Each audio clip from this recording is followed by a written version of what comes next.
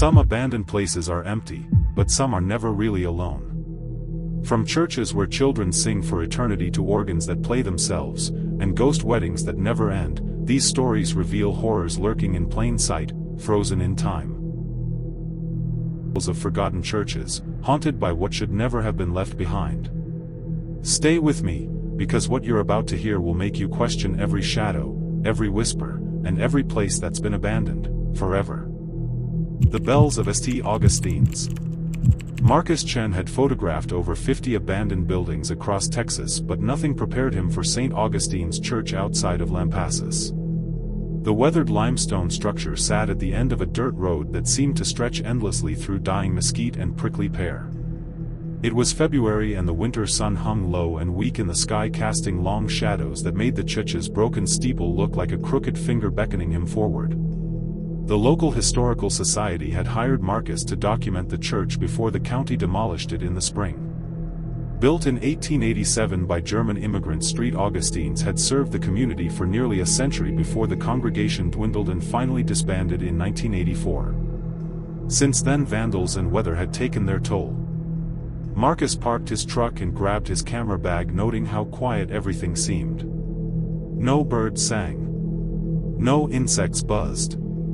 Just the whisper of wind through dry grass. The church's double doors hung askew on rusted hinges.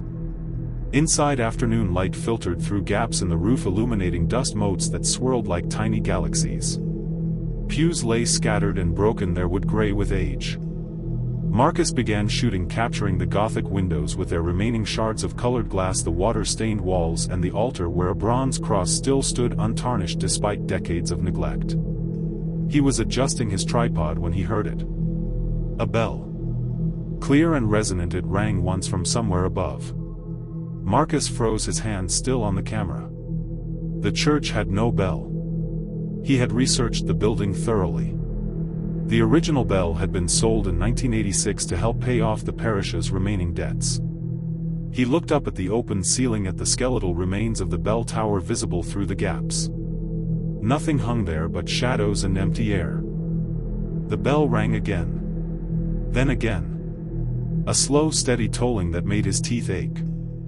Marcus grabbed his camera and backed toward the door, his professional instincts warring with the growing dread in his chest. As he retreated, he noticed something he had missed before. On the walls, barely visible in the dim light, were scratches. Hundreds of them. Thousands. Claw marks that covered every surface from floor to ceiling, as if something had been trying desperately to escape. The bell continued its measured rhythm as Marcus stumbled outside. In his truck, hands shaking, he reviewed the photos on his camera's display. The first dozen shots looked normal. Then he reached the images taken after the bell started ringing. In each one, behind the altar, stood a figure in dark robes. In each successive photo, it grew closer to the camera. In the last image taken just before he fled, the figure filled the frame. Where its face should have been, there was only a smooth expanse of pale skin, broken by a mouth opened impossibly wide as if frozen mid-scream. Marcus deleted every photo and drove away, trying to ignore the fact that even with his windows rolled up and the radio blaring, he could still hear the bell. It followed him for 3 days, faint but constant, before finally fading away. He never returned to St. Augustine's. 2 months later, when the demolition crew arrived, they found the church already collapsed, imploded as if crushed by some tremendous weight from within. The foreman noted in his report that among the rubble they found an old bronze bell, perfectly intact and still humming with a vibration that shouldn't have been possible in something so still. When they tried to move it, 3 workers reported hearing screams. They left the bell where it lay and buried it under the debris. The congregation that never left. Sarah Mendoza's grandmother had warned her never to enter the old church on County Road 17. As a child, she had listened to stories about the New Hope Baptist Church, abandoned since the Great Drought of 1952, when the entire congregation simply disappeared during a Sunday service. Now at 28 and working on her doctorate in folklore, Sarah saw the church as an opportunity to investigate one of East Texas' most persistent legends. The November morning was cool and overcast when Sarah parked her car at the end of the overgrown path. The church was smaller than she expected, a simple white clapboard structure with a pitched roof and a small covered porch. paint peeled in long strips from the walls and the front door stood slightly ajar. Sarah activated her voice recorder and pushed the door open. Inside, dust lay thick on everything, but what struck Sarah immediately was how intact everything remained. The pews stood in neat rows. Hymnals rested in their holders, their pages yellowed but readable. On the altar a Bible lay open, its pages fluttering slightly in a breeze she could not feel. The morning light through the windows illuminated the interior with a strange amber glow that made Sarah think of insects trapped in ancient tree sap. She began documenting everything with her camera, taking notes on her tablet. The church showed no signs of vandalism, which was unusual. Most abandoned buildings in the area were covered in graffiti and stripped of anything valuable. Here even the collection plates remained on a small table near the door, a few coins still visible in their felt bottoms. Sarah was photographing the altar when she noticed the smell. Flowers. Fresh flowers, though she saw none in the building. Roses and lilies mixed with something else, something sweeter and somehow wrong. She turned slowly, scanning the church, and her heart stopped. The pews were no longer empty.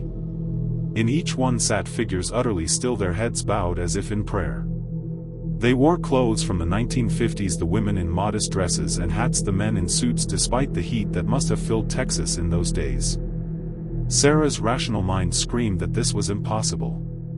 She had just photographed these empty pews. But there they sat, dozens of them, frozen in positions of devotion. She could see them clearly, though something about them seemed wrong. Their edges were too sharp, their colors too faded, as if she was looking at old photographs given three-dimensional form. Then one of them lifted its head. It was a woman, young, with auburn hair pinned beneath a navy hat. Her face was beautiful and terrible, her features perfect, but her eyes empty holes that seemed to contain entire universes of darkness.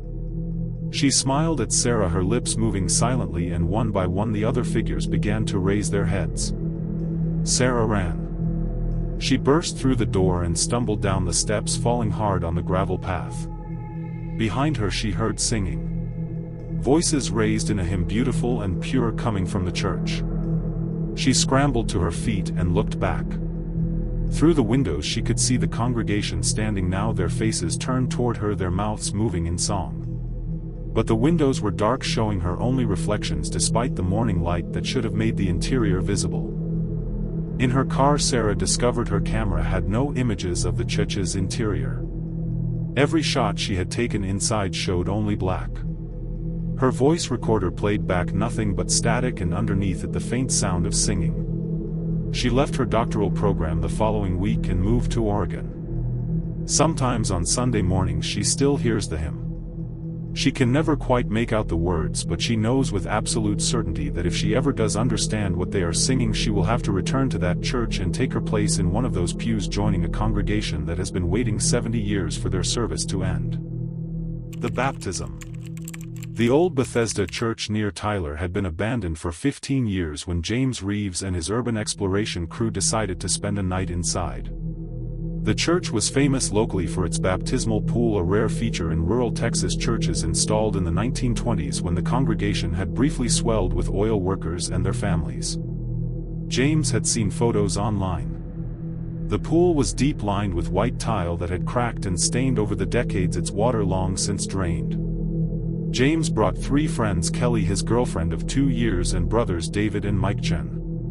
They arrived at dusk on a Saturday in August, the heat still oppressive even as the sun began to set. The church sat isolated on 5 acres of property surrounded by pine trees that seemed to lean inward as if trying to hide the building from view. Inside they set up their cameras and equipment. The main sanctuary was unremarkable, already thoroughly explored and photographed by dozens of other urban explorers. But the baptismal pool visible through a door behind the pulpit was their real interest. The room was small, perhaps 15 feet square, with the pool taking up most of the floor space. Wooden stairs descended into it on either side. The pool was not empty. Dark water filled it to within a foot of the rim, its surface perfectly still and black as oil. James frowned. This was not in any of the photos he had seen. Every image showed a dry pool, its cracked tiles exposed. He knelt at the edge and tried to gauge the depth. His flashlight beam penetrated only a few inches before being swallowed by the darkness. Kelly suggested they leave. Something about the water unsettled her, the way it sat so still despite the breeze from the broken windows, the way it seemed to absorb light rather than reflect it. But James was already setting up his night vision camera, eager to capture footage of this unexpected discovery. David and Mike began exploring the rest of the church, their footsteps echoing through empty rooms. Around midnight, James was reviewing footage when he noticed something in the pool. A pale shape barely visible beneath the surface. He leaned closer, angling his flashlight. There was definitely something down there. It looked almost like a hand, fingers spread wide pressing up against the underside of the water as if against glass. The hand burst through the surface, spraying water across the room. It grasped the pool's edge, followed by another hand, and then a head broke the water. It was a man, or had been. His face was bloated and pale, his eyes milky white. He wore a preacher's robes that clung to his swollen form. Water poured from his mouth as it opened, revealing a black void where his throat should have been. James screamed and scrambled backward. Kelly and the Chen brothers came running. The figure pulled itself from the pool with terrible slowness, water sluicing from its body in streams that defied gravity, flowing upward before falling. As it stood, more shapes began to surface. Hands, arms, heads. Bodies in various states of decay, all wearing the same sodden robes, all moving with that same horrible deliberateness. The group ran, but the baptized dead followed. James could hear them moving through the church, their wet footsteps slapping against wooden floors, leaving trails of water that reeked of rot and something else, something chemical and burning. They made it to the front door only to find it would not open. The windows, which had been broken when they arrived, were now intact, their glass old and rippled but unbroken. David found a back entrance that led to a basement neither of them had known existed. They descended in darkness, James' phone providing the only light. Behind them the sounds of pursuit grew closer. The basement was filled with records, old ledgers that documented the church's history. Kelly grabbed one at random and flipped through it. In 1927, she read aloud, a traveling preacher had arrived at Bethesda. He had performed mass baptisms, immersing over 60 people in the newly installed pool. All of them had drowned. The preacher disappeared before authorities could arrest him. The church had covered up the deaths, burying the bodies in the basement and draining the pool. The door at the top of the stairs burst open. The drowned congregation began to descend, their movements jerky and wrong, as if they were still underwater, still drowning. Kelly found a coal chute, a small door that opened to the outside. They squeezed through one by one, emerging into the night. Behind them they could hear water rushing, filling the basement, flooding the church. They made it to their car and drove away, too terrified to speak. In the morning they called the sheriff. When deputies investigated, they found Bethesda Church exactly as it had stood for 15 years. The baptismal pool was dry and cracked. There was no basement. But on the floor around the pool they found wet footprints, dozens of them leading in circles, as if something had been walking there endlessly, waiting for someone to come and complete their baptism. That was tonight's Whisper from the Shadows. Subscribe to Nightbound Whispers. And remember, the night is never truly silent.